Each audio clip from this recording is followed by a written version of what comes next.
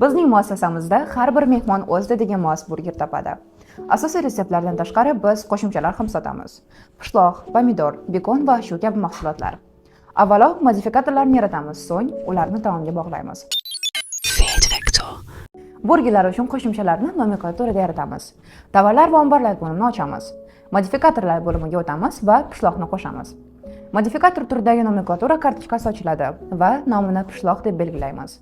Modifikator pullik bo'ladi, masalan 30 so'm. Texnologik kartalar yorlig'iga qo'shimcha tarkibi Gouda pishlog'i mahsulotidan iborat bo'ladi.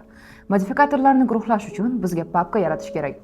Shu papkaga modifikatorlarni qo'shamiz va guruh hosil qilamiz. Pishloqni burgerga qo'shimchalar papkasiga ko'chiramiz va yana bir nechta element qo'shamiz. Bekon, pomidor, fri, piyoz, tuzlangan bodring.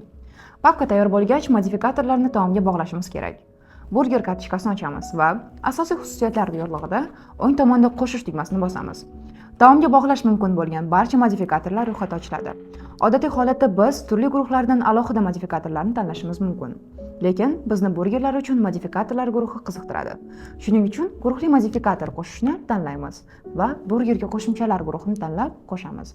Endi modifikatorlarni sozlaymiz. Agar burgerni qo'shimchalarsiz sotish mumkin bo'lsa, bu modifikatorlar guruhi majburiy bo'lmaydi. Majburiy maydoni bo'sh qoladi.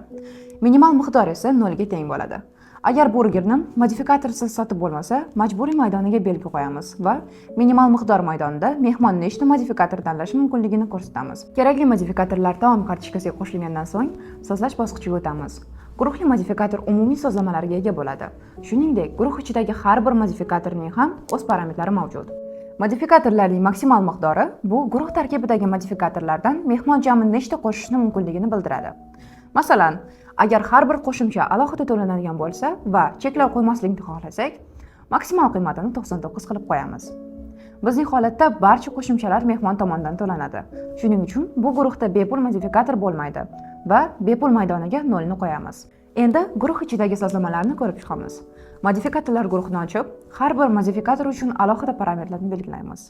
Guruh darajasida minimum va maksimum cheklovlari faol ekanligiga ishonch hosil qiling. Minimum va maksimum cheklovlari belgilangandan so'ng, guruhdagi har bir qo'shimcha uchun minimal va maksimal miqdorini ko'rsatishimiz, shuningdek, bepul modifikatorni belgilashimiz mumkin. Masalan, pishloq uchun bepul maydoniga 1 ni qo'yamiz. Modifikatorlar orqali taomga izohlarni ham qo'shish mumkin. Masalan, qovurish darajasi yoki olib ketish belgisi. Agar mehmon retsepturaga kiritilgan biror qo'shimchadan voz kechish imkoniyatiga ega bo'lishni xohlasak, standart modifikator yaratishimiz kerak. Masalan, fri piyoz. Agar fri piyozning taomning texnologik kartasiga kiritsak, mehmon undan voz kecha olmaydi. Agar fri piyozni taom kartochkasida modifikator sifatida chiqarsak, u holda sotuv vaqtida kassadan avtomatik qo'shiladigan standart modifikatorni sozlash mumkin bo'ladi va shu bilan birga undan voz kechish imkoniyati ham paydo bo'ladi.